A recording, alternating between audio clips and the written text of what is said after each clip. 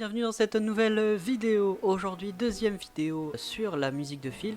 Et nous commençons par le symphonisme classique hollywoodien.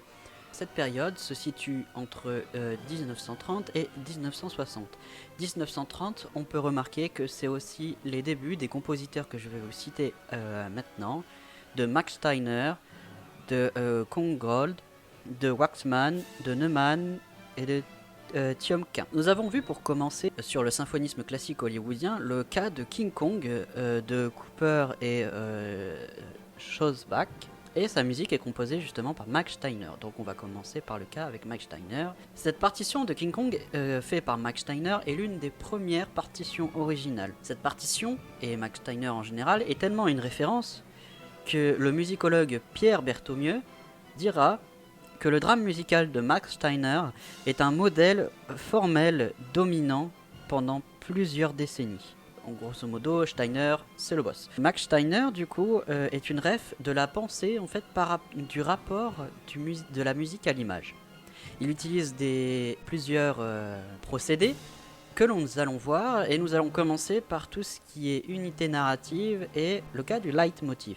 Une petite citation de Kalinax, qui dit que les conventions hollywoodiennes utilisaient la musique pour soutenir l'unité structurelle.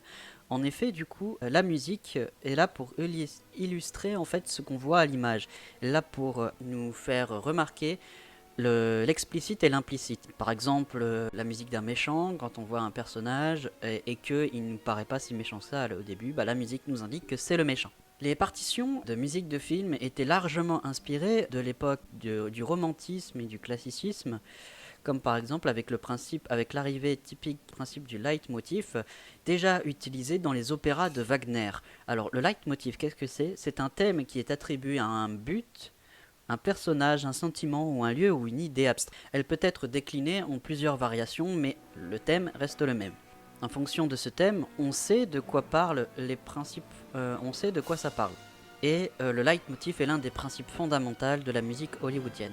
Par exemple, dans l'ouverture de King Kong, on voit l'ouverture de la fille qui est secourue à la fin, j'ai plus son nom, et de King Kong qui s'entremêlent, voilà, pour montrer justement le lien qu'il va avoir entre les deux dès le début du film. Un autre principe, par exemple, on a le synchronisme. Le synchronisme, en fait, c'est d'utiliser des points de synchronisme qui sont des actions qui sont accompagnées par un motif musical. L'ouverture d'un, l'assassinat de quelqu'un sera souligné par un gros coup de batterie qui est prévu dans la musique. Un exemple de synchronisme aussi, il y a le Mickey Mousing qu'on a parlé dans la vidéo précédente, mais là c'est un synchronisme poussé à l'extrême.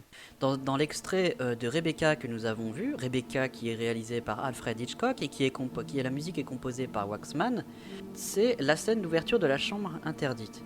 Bon, typique dans les histoires à la barbe bleue.